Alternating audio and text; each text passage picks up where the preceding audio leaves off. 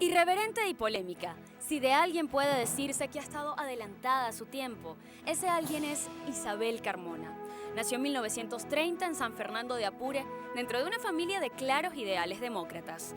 A los 17 años estuvo presa por primera vez por ser disidente del militarismo y la dictadura, pero los garrotes de la cárcel no apresaron su lucha por la libertad.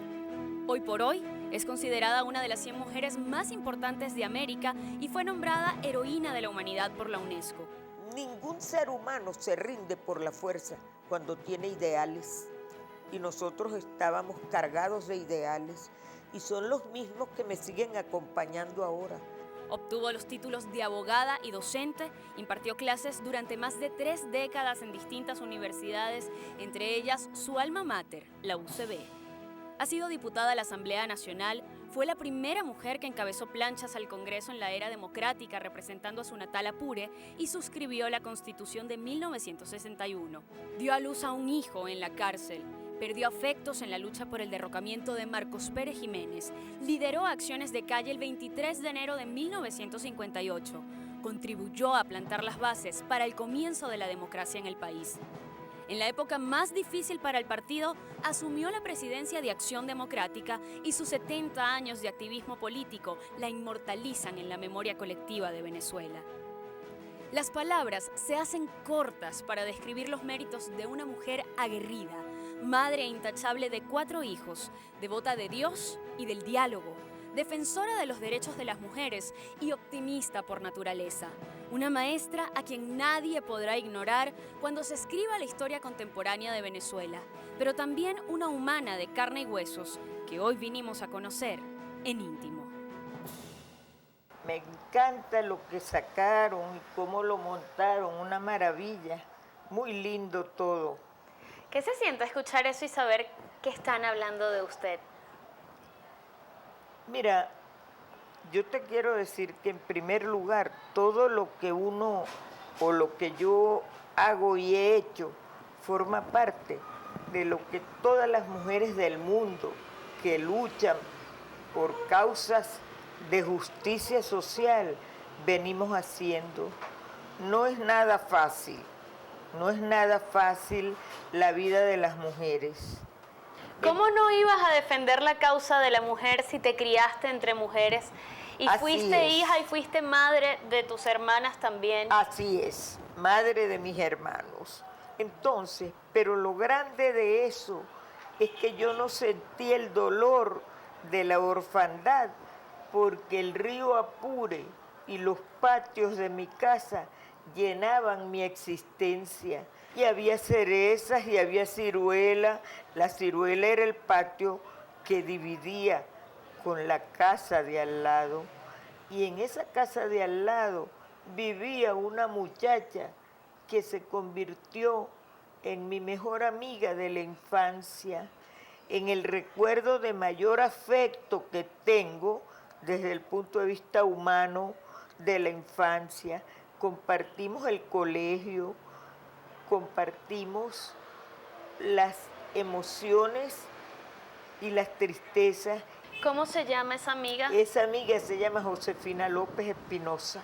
Quiero que si ella llega a oír el programa sepa que desde aquí tengo el más afectuoso de los mensajes de recuerdo de infancia para ella, que fueron tan bellos como los míos. Ellas incluso gozaban de unos derechos que no nos otorgaban a nosotros, porque el río era peligro y la abuela paterna que nos cuidó en ese primer instante de la muerte de mi madre, ellos no nos dejaban bajar al río y aprender a nadar. Te voy a dar un chiste que mi hermano Jesús Carmona, que fue presidente de la Federación de Centros Universitarios en la primera etapa de la democracia, él es sumamente chistoso, muy humorista, y un día yo les digo, recordando el episodio de otro apureño de gran prestigio, un camarada, José Vicente Abreu, pero que primero fue adeco, y era muy admirado por nosotros por su brillantez, el poeta José Vicente Abreu. Había dicho que sus cenizas en el río Apure. Y yo, que amo el río Apure, digo que también pienso que mis cenizas sean esparcidas en el río Apure. Y entonces mi hermano Jesús me dice, será la única manera de que aprendas a nadar.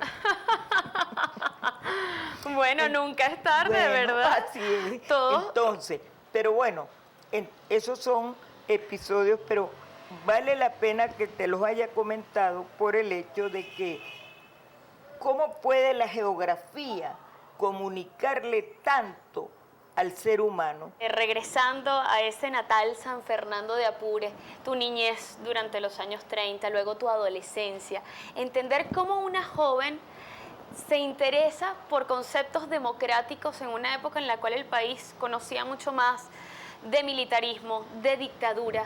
Uno se pregunta, ¿cómo pasó? ¿Por qué pasó? ¿Quién lo sembró en ti? Bueno, fíjate, específicamente yo no te podría decir que fue alguien. Debo decirte que mi padre, Andrés Carmona Poleo, que fue un factor determinante en mi vida, a quien yo admiré con profunda devoción, era un militante de Acción Democrática, pero no fue su militancia política quien indujo mi camino político.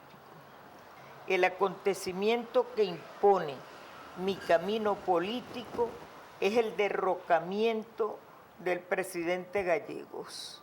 Cuando Gallegos no renuncia porque tiene la convicción de que a él lo ha elegido el pueblo, entonces Gallegos es puesto preso y enviado al exilio, pero antes de irse graba un mensaje para el pueblo de Venezuela clandestinamente. Pueblo de Venezuela, yo he cumplido con mi deber, cumple tú ahora con el tuyo.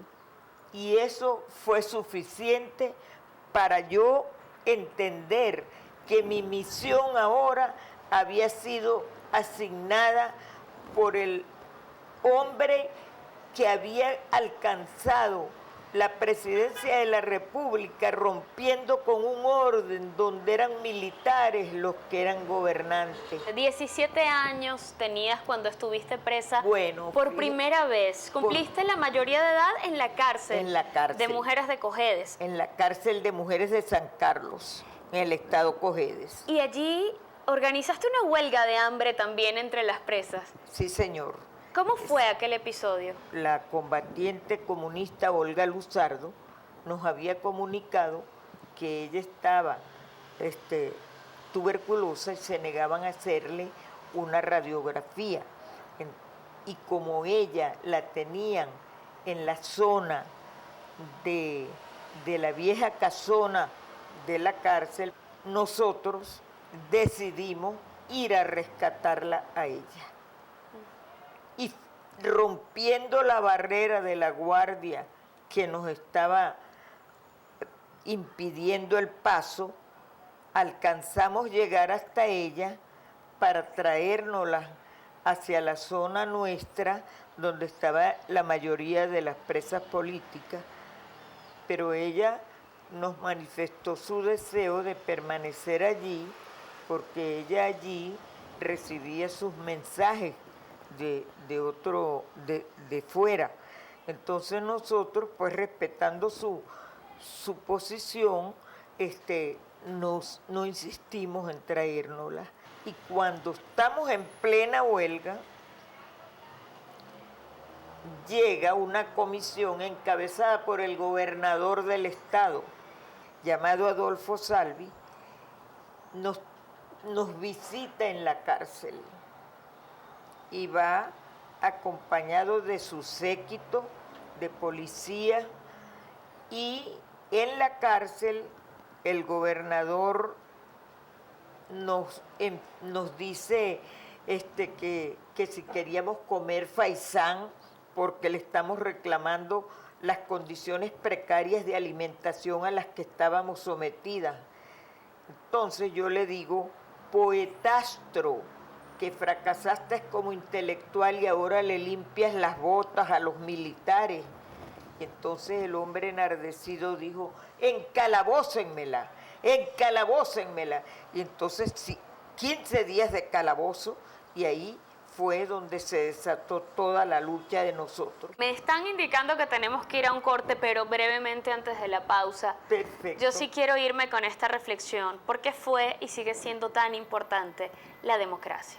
Vivir en democracia es vivir en libertad, es tener derechos, es tener esperanza, es tener sueños, es poder crecer, es poder sentirte que eres ser humano. ¿Cuántas lecciones en este programa y apenas está empezando?